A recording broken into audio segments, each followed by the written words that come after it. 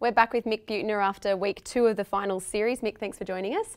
And just one charge from week 2, and that's going to Matt Gillett for this tripping incident involving Jonathan Thurston. Can we just talk through that? Yeah, by all means, you can see the footage here. Matt Gillett was, I guess, ended up in an awkward position, beaten on the inside by Thurston. The leg was raised by Gillett, making contact to the leg of Thurston, who fell to the ground. Penalty was given and fits well within the realm of what constitutes a Grade 1 tripping charge.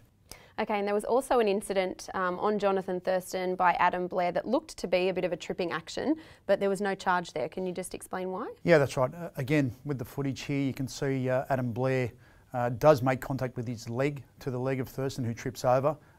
He'd positioned himself, Adam Blair, in front of Thurston, similar to that of a basketball move where the screening takes place.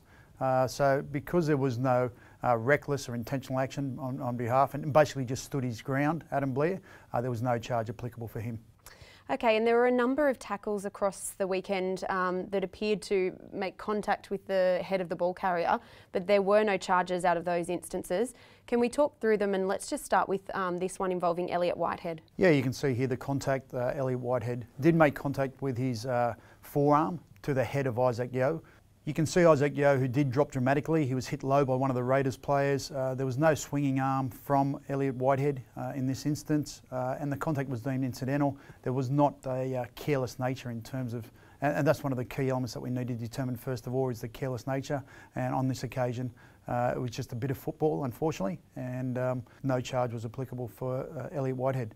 The other incident that came from that game was Sidalaki Akawala, who made contact to the head of Jordan Rapana, who was taking a ball from a kickoff.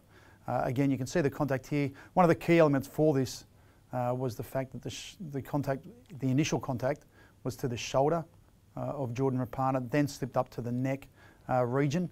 Whilst his actions were very careless in terms of the speed that he was coming, the fact that he made contact to the shoulder first and then the contact was secondary to the neck area, and that was considered minor, sees it sit below a charge.